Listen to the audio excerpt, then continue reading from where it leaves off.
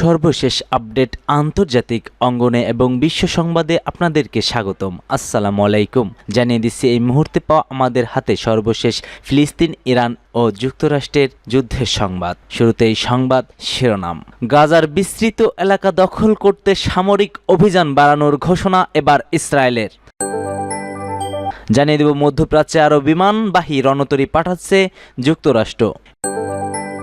এদিকে seven sisters ইস্যুতে বাংলাদেশকে ভেঙে ফেলার হুমকি ভারতীয় নেতার। কি কথা হয়েছে ইউনূসের চীনের সরকারের সাথে। জানিয়ে দেব যুক্তরাষ্ট্র ইসরায়েলের বিরুদ্ধে নতুন যে হুঁশিয়ারি দিল ইরান। আরও থাকছে এরদোয়ানের অবস্থান পরিবর্তনে আতঙ্কিত হয়েছে ইসরায়েল।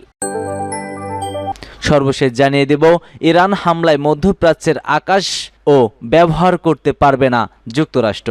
এতক্ষণ শুনছিলেন সংবাদ শিরোনাম, এবার বিস্তারিত। তবে তার আগে আপনি যদি ফিলিস্তিনকে ভালোবেসে থাকেন অবশ্যই ভিডিওটিতে একটি লাইক করবেন এবং কমেন্টে ইয়েস লিখে জানিয়ে দিন আপনার সমর্থন। আর ভিডিওটি ভালো লাগলে অবশ্যই চ্যানেলটিকে সাবস্ক্রাইব করার অনুরোধ থাকবে। গাজার বিস্তৃত এলাকা দখল করতে সামরিক অভিযান বাড়ানোর ঘোষণা দিয়েছে ইসরায়েল। গাজার বিস্তৃত এলাকা দখল করতে নতুন সামরিক অভিযান বাড়ানোর ঘোষণা দিয়েছে ইসরায়েলের প্রতিমন্ত্রী ইসরায়েলি কাতজ। তিনি এই ঘোষণা দেন 2 এপ্রিল অর্থাৎ আজ। ইসরায়েলের প্রতিরক্ষা মন্ত্রী বলেন, গাজার বিশাল এলাকা দখল করে তা ইসরায়েলের নিরাপত্তা অঞ্চলের সঙ্গে যুক্ত করা হবে। বিস্তৃত এই কাটজ বলেন, যুদ্ধর এলাকা থেকে একটি বড় জনগোষ্ঠীকে সরিয়ে দেওয়া হবে। এ সময় তিনি গাজাবাসীর প্রতি আহ্বান জানান, যুদ্ধ শেষ করার একমাত্র উপায় হিসেবে হামাসকে নির্মূল এবং ইসরায়েলি জিম্মিদের ফিরিয়ে দেওয়ার জন্য।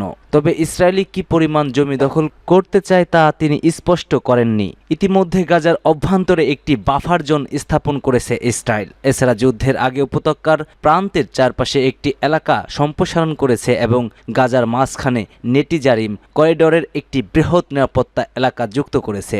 একই সময় ইসরায়েল নেতারা বলছে যে তারা গাজা থেকে ফিলিস্তিনিদের স্বেচ্ছায় প্রস্থানের সুবিধা করে দেওয়ার পরিকল্পনা করেছেন, যেমনটা মার্কিন প্রেসিডেন্ট ডোনাল্ড ট্রাম্প গাজার নিয়ন্ত্রণ নিতে ফিলিস্তিনিদের অন্য দেশে সরিয়ে দেওয়ার প্রস্তাব করেছিলেন।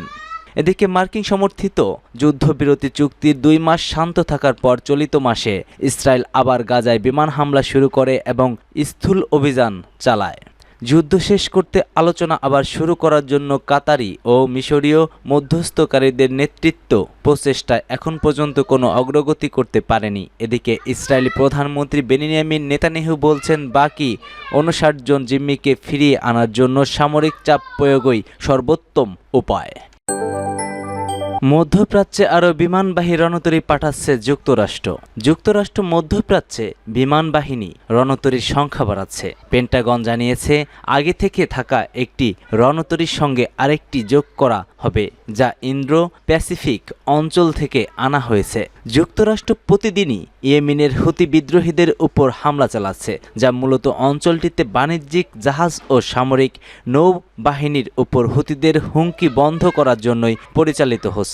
কারণ হুতিরা একের পর এক মার্কিন যুদ্ধ জাহাজের উপর বা পণ্যবাহী জাহাজের উপর হামলা চালিয়ে যাচ্ছে। এই সাম্প্রতিক নিষিদ্ধ সংগঠন হুতি খুবই ভয়ানকভাবে আমেরিকার জাহাজের উপর একের পর এক হামলা চালিয়ে যাচ্ছে, যার প্রেক্ষিতে আমেরিকা এই হুতিদের উপরে পাল্টা হামলা চালাতে বাধ্য হয় বলে জানিয়েছে আমেরিকার বিশ্লেষকেরা। পেন্টাগনের মুখপাত্র শান পার্সেল এক বিবৃতিতে বলছে, মধ্যপ্রাচ্য আঞ্চলিক স্থিতিশীলতা বজায় রাখা, আগ্রাসন প্রতিহত করা এবং মুক্ত বাণিজ্যের পথ রক্ষা করার জন্য কার্লো ভিনসন রণতরী হ্যারি এস ট্রুম্যানের সঙ্গে যুক্ত হবে। তিনি আরও জানান, যুক্তরাষ্ট্রের প্রতিরক্ষা মন্ত্রী মধ্যপ্রাচ্যে বাড়তি যুদ্ধবিমান ও অন্যান্য সামরিক সরঞ্জাম মোতায়েনের নির্দেশ দিয়েছেন, যা যুক্তরাষ্ট্রের প্রতিরক্ষামূলক আকাশ সমর্থনকে আরও শক্তিশালী গড়বে এবং করে তুলবে।